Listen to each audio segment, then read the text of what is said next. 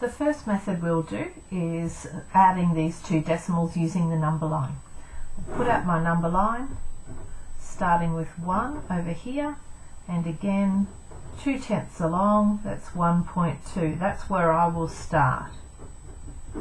I'm adding, which means I'm moving to the right by 0.8, by 8/10. So I count 1.2, 1, 2, 3, 4, 5, 6, 7, 8. And if I'm not sure what that is, it's 0.2, 0.3, 4, 5, 6, 7, 8, 9, 10. That's one whole and another 10/10, which is another whole. So I'm actually at 2. So there's the first 2/10 between 1 and 2, and there's the other 0.8, which is where I've moved to. So my answer is where I've landed. The answer is 2. Just circle that so we can check later we get the same thing. Moving on to the algorithm now, always lining up with place values, 1.2, and the second number must have the decimal point directly underneath it, 8. Now this one looks pretty similar to one we've done before, but there's an extra step.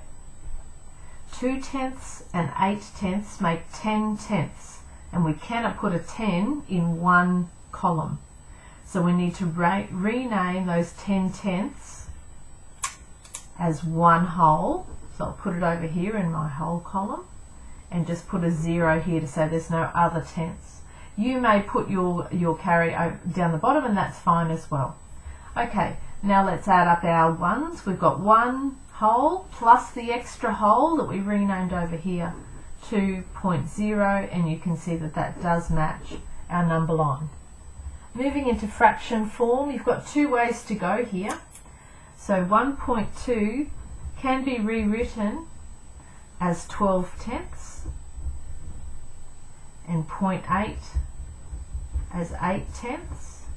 And then we can add those up. I'll do it over here. So 12/10 plus 8/10 is equal to 20/10. Now we certainly don't leave our answer like that. 10/10 makes a whole, so 20/10 is actually 2 wholes. You may have chosen to do some cancelling, divide the numerator and denominator by 10, and you would have had 2 over 1, which is still 2, so that's a good way to go as well. Alternatively, you could keep that 1 as a whole number and have 2/10 plus 8/10 if you wanted to. You would still get 1 whole and 10/10, and 10/10 is worth a whole, so you still end up in the same place no matter which way you go. You'll always get 2 as your answer.